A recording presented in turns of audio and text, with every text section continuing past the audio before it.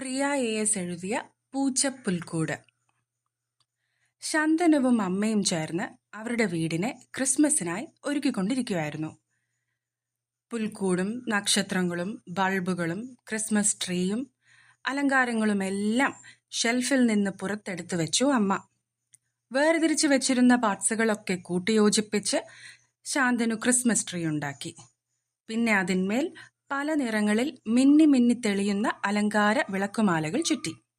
അപ്പോഴേക്ക് ഇലക്ട്രീഷ്യൻ മനോജ് മാമൻ വന്നു ക്രിസ്മസ് ലാമ്പുകൾ തൂക്കാനായി. ഓരോ ലാമ്പും എവിടെ തൂക്കണമെന്ന് പറഞ്ഞുകൊടുത്തു അമ്മ. ആകെ 5 ക്രിസ്മസ് ലാമ്പുകളുണ്ട്. ശാന്തനു ചെറിയ കുഞ്ഞായിരിക്കുമ്പോൾ മുതലുള്ള ലാമ്പുകളാണ് അതെല്ലാം. നല്ലോണം സൂക്ഷിച്ച് കൈകാര്യം ചെയ്യുന്നതുകൊണ്ട് ഒന്നിനും ഒരു തരി പോലും കേടുപറ്റിയിട്ടില്ല. ഇത്രയും പഴയ നക്ഷത്രങ്ങൾ സൂക്ഷിച്ചു വെച്ച് പിന്നെയും പിന്നെയും ഉപയോഗിക്കുന്നവർ നമ്മളെ ഉണ്ടാകൂ എന്നമ്മ അഭിമാനപൂർവ്വം ചിരിച്ചു. ഓരോ നക്ഷത്രത്തിലും ഏത് നിറ ബൾബിടണമെന്ന് മനോജ് മാമന് പറഞ്ഞു കൊടുത്തത് ശന്തനുവാണ്. വെള്ളയിൽ പല നിറങ്ങൾ മാറി മാറി വരുന്ന ബൾബ്, മുള നക്ഷത്രത്തിൽ ചുവപ്പ്, ചുവപ്പിൽ വെള്ള, പനമ കൊണ്ടുള്ളതിൽ നീല, വീടിന്റെ മുകൾ നിലയിൽ ചുവപ്പും മുള കൊണ്ടുള്ളതും, ബാക്കി താഴത്തെ നിലയിൽ, കാർ ഷെഡിൽ വെള്ള നിറ LED. അങ്ങനെ അങ്ങനെ നക്ഷത്രകാര്യങ്ങൾ തീരുമാനമായി. മനോജ് മാമൻ പോയതും ശന്തനു വന്ന് ബാക്കി അലങ്കാരങ്ങൾ ക്രിസ്മസ് ട്രീയിൽ തൂക്കുകയായി. പല നിറങ്ങളിലുള്ള ഗോളങ്ങളും സമ്മാനപ്പൊതികളുടെ മിനിയേച്ചർ രൂപങ്ങളും ക്രിസ്മസ് അപ്പൂപ്പന്റെ ചെറിയ ചുവന്ന രൂപവും ക്രിസ്മസ് അപ്പൂപ്പന്റെ വാക്കിംഗ് സ്റ്റിക്കും പല നിറമണികളും ചേർന്നപ്പോൾ ക്രിസ്മസ് ട്രീ ആകെ കളർഫുള്ളായി. അത് നോക്കി നിൽക്കെ ശാന്തനുവിന് ഒരു തന്നെത്താൻ ചിരി വന്നു. ബൾബ് മാലകളും കൂടി ഓൺ ചെയ്തപ്പോൾ ക്രിസ്മസ് ട്രീ മഹാരസമായി. ഇനി പുൽക്കൂടൊരുക്കണം. അതിനകം ആകെ ക്ഷീണിച്ചു പോയ ശന്തനു അമ്മയെ കൂട്ടുവിളിച്ചു. അമ്മ കരിക്കിൻ വെള്ളവുമായി വന്ന് ശന്തനുവിനെ ഉഷാറാക്കി.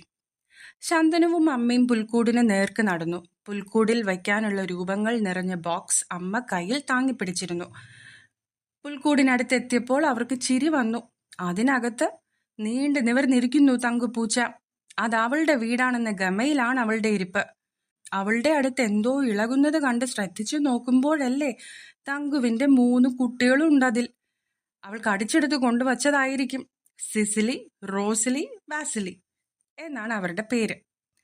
തങ്കു ഒന്ന് മാറിയേ, എനിക്ക് 3 രാജാക്കന്മാരെയും ജോസഫ് അച്ഛനെയും മേരി അമ്മയും ഉണ്ണീശോയെയും ആട്ടിൻ പറ്റങ്ങളെയും ഒട്ടകത്തെയും മാലാഖമാരെയും വെക്കേണ്ടതാണ് ഇതിനകത്ത് എന്ന് ശന്തനു പലതവണ പല ടോണിൽ പറഞ്ഞു നോക്കി.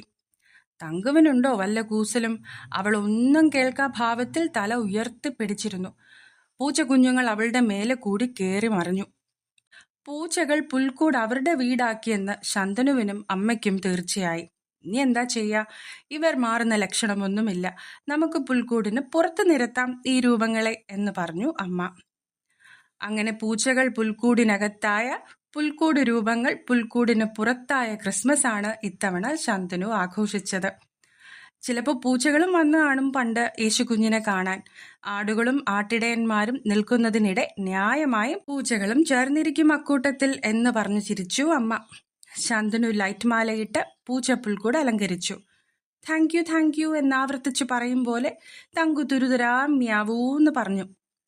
പൂച്ചപ്പുൽക്കൂടിനകത്ത് നിന്ന് തല നീട്ടി തങ്കു ഉണ്ണിയേശുവിനെ മണത്തു നോക്കി. അത് തിന്നാനുള്ള സാധനമൊന്നുമല്ല, ഉണ്ണിയേശു ആണ് എന്ന് പറഞ്ഞു ചിരിച്ചു ശന്തനു.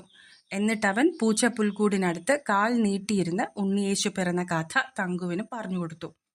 അവൾ ചെവി കൂർപ്പിച്ച് അത് കേട്ടിരുന്നു. പൂച്ചക്കുട്ടികൾ തങ്കുവിന്റെ പാല് കുടിക്കാൻ ബഹളം കൂട്ടി. അമ്മ പൂച്ചപ്പുൽക്കൂടിന്റെ ഫോട്ടോ എടുത്ത് FBയിലിട്ടു. ലൈക്ക് വന്ന് നിറയുന്നത് ശന്തനു തങ്കുവിനെ കാണിച്ചു. അവൾക്ക് നല്ല ഗമയായി. അവൾക്ക് ചോറും മീനും കൂട്ടിക്കുഴച്ചത് അവളുടെ പൂച്ച പ്ലേറ്റിൽ വെച്ചു കൊടുത്തു അമ്മ. രാജാക്കന്മാർ കാഴ്ചവെച്ച കുന്തിരിക്കത്തിന്റെ മണത്തിനു പകരം ഇത്തവണ പുൽക്കൂടിന് മീൻ മണമാവും എന്ന് പറഞ്ഞു ചിരിച്ചു അമ്മ. ശന്തനുവും അമ്മയ്ക്കൊപ്പം ചിരിച്ചു.